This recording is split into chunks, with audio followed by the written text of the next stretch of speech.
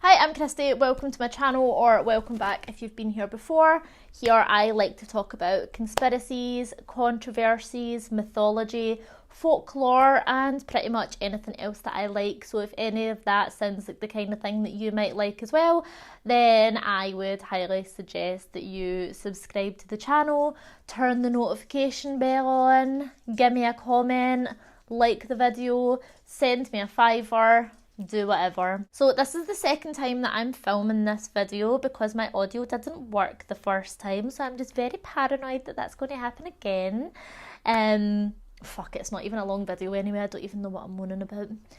Anyway, today, as I'm sure you can tell by the title, I am going to be talking about the Backrooms, and at the end I have my own little Backrooms experience story, so hang around if you want to hear about that. So the other day I was watching Hayley Elizabeth's conspiracy theory video and she mentioned the Backrooms in it, and I'm like, that's so weird, why does that feel like the Backrooms has just unlocked some kind of memory in my head. How fucking strange. And anyway, I was super intrigued, decided to look into it a little bit more, and here I am. In the description, I am going to leave the channel that I watched a lot of Backrooms videos on, the website, and also a Backrooms found footage short film thing that I thought was really, really good as well. So I'll leave them all in the description for you.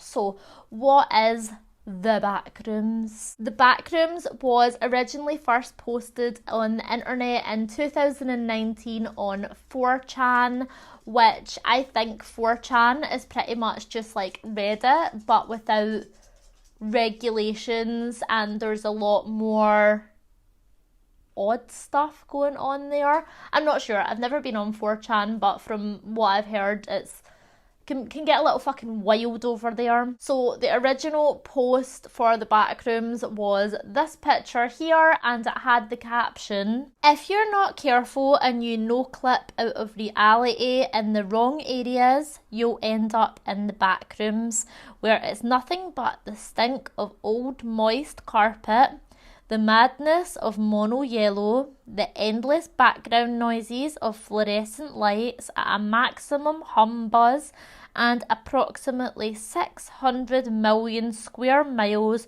of randomly segmented empty rooms to be trapped in.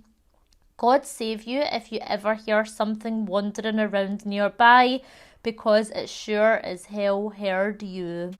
Okay. So the Backrooms is a series of rooms or levels. A lot of times they look like empty office buildings like that one there, and they exist in a reality that's not this reality, but that coexists alongside this reality. Kind of like the Upside Down is kind of how I like to think about it. And how you get into these Backrooms is when you no-clip out of reality. So I think of no-clipping as like a glitch in the system almost. Like if we were like a computer simulation and the world glitches a little bit, then we might kind of fall into the Backrooms. So this most commonly happens with like either like bumping into a wall, and you might, instead of just bumping into the wall, fall right through the wall and end up in the Backrooms. You could fall on the floor, you could open a door that might even be a door that you've opened a million times before, like your own front door, and instead of walking through into your hallway, you walk through and you're all of a sudden in the Backrooms. The most popular Backroom is this original one, which is like the mono yellow smelly carpet, fluorescent light, humbuzz hellhole that looks like. But there is literally thousands of suspected levels of the Backrooms.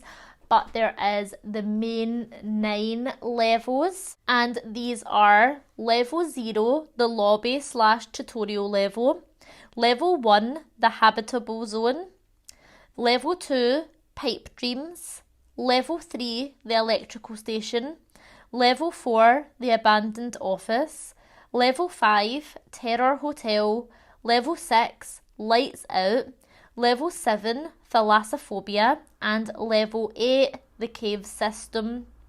If you do find yourself in the back rooms, you might not necessarily go through all these levels in complete order. There is different ways that you can kind of jump through into other levels. For instance, you might end up in level 7, thalassophobia, by wandering far enough in level 6, entering through the wall of level 534, trying to drown yourself in the bathtub of level 598, or walking through a yellow door on level 1984. Now, all of these rooms are like very eerie and creepy in their own right, but in a very strange way, also very nostalgic and almost like they are a memory from the past. That is kind of just like what I think when I see them. Like, I think, oh, I've been in that shithole before.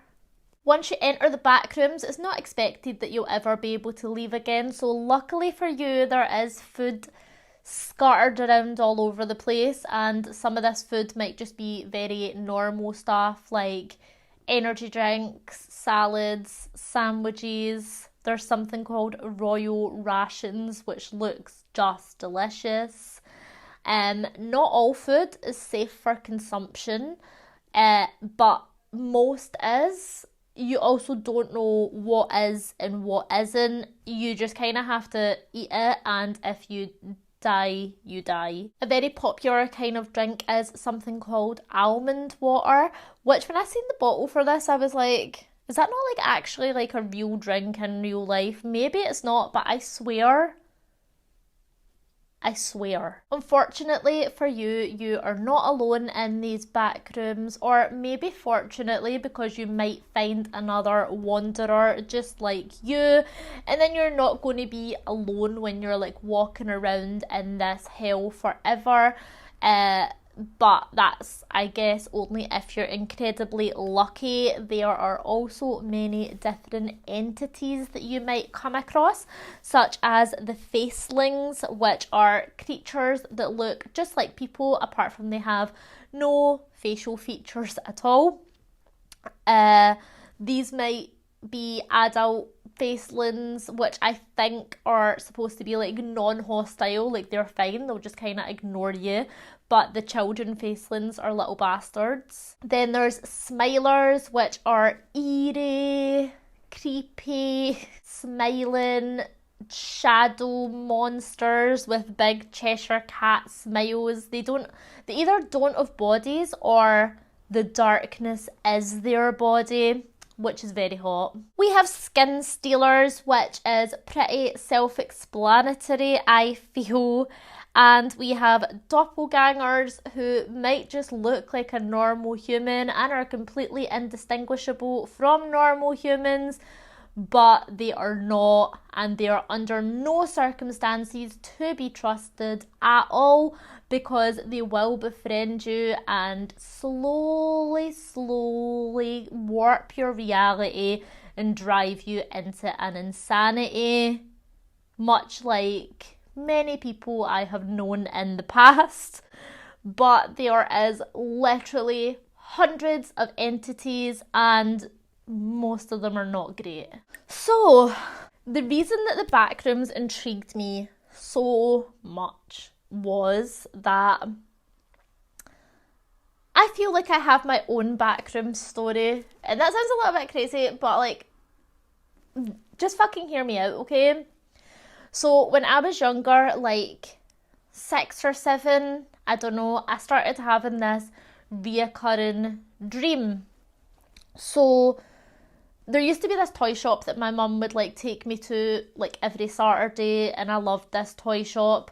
And this dream would always start with me and her going into the toy shop, and everything just felt perfectly normal, just like any other Saturday. But this time there was a magic show on in the toy shop.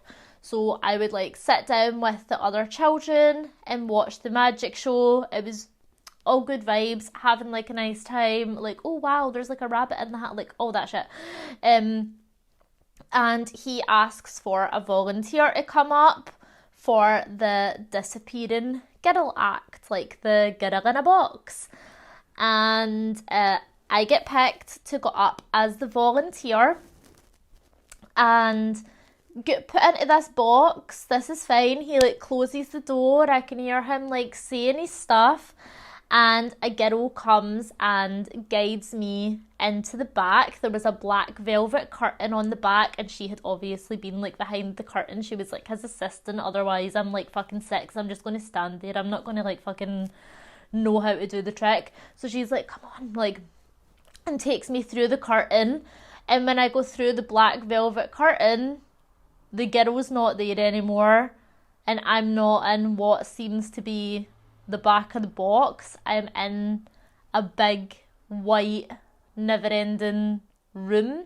And when I say never-ending, I just mean like so expansive that there is no way that I could like, I couldn't see anything but white. Just like bright, eye-hurtingly white everywhere, like fucking everywhere. And I'm like, what the fuck? So I turn around to like go back through the curtain because I'm getting freaked out, and the curtain's not there. It's just a white wall and I can't get back through. And the only other thing that I'm in this room with are these big giant cuddly toy bunny rabbits. Like, they're not white, they're like pastel pink and pastel blue and like pastel yellow and stuff like that, and they're just randomly sat all over the place in this big white room. Now, I can still hear what's going on in the toy shop as if they're still there, like where I came through. Like, I can still hear them as if they're just right there, but there's nothing there apart from this white wall. I can hear the trick ending. I can hear him being like, wait, like she's not there, then like we'll like bring her back. And I can hear him like spinning the box back around to be like, okay, we're going to like bring her back now. And his assistant being like, I don't know where she is, like, and she comes out from the curtain. I can hear her like freaking out, everyone's freaking out, and all of a sudden a TV screen appears just kind of randomly like in front of me, and I can see into the toy shop. I can hear the magician, I can see the magician freaking out, his assistant freaking out. My mum is like screaming, like, where the hell is she? What the hell have you done with her? Like, and everyone's slowly starting to realise that this isn't a joke and I'm not coming back. And he's like, there is nowhere that she could be because we all seen her going into the box. And the only thing at the back of the box is like the solid back of the box. So there's like the curtain and then nothing. So he's like, look, she's not behind the curtain. I don't know where like she could be. And his assistant's like, she was here 1 minute. I don't know like where she's gone. Like I don't know like how this could have like happened without anyone like seeing her leaving. I'm like screaming and crying, trying to get them to hear me, but they're completely oblivious to this. And then I just wake up. And that's it. And that's a dream that I continuously had through my whole childhood. And I've had kind of like variations of it my whole life. But when I started thinking about the Backrooms, I thought, what if the first time that I had this dream, it wasn't actually a dream, that was reality? My mum did take me to that toy shop on that Saturday. There was a magic show. I did go into the box and I ended up in the Backrooms. and never came back. And every other dream that I've had since then has just been a memory of it. And the reality that I've created now is just that. It's just a reality that I've created in my head, and I've never actually left the Backrooms.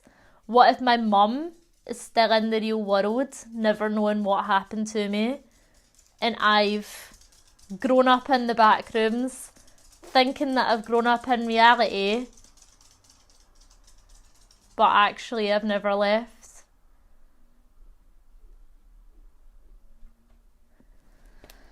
I will. Anyway, thanks for watching. I hope that you've enjoyed this. If you've got something you would like to add or say, Backrooms, theories, experiences, etc., pop it in the comment below, and I'll see you in the next one. Bye!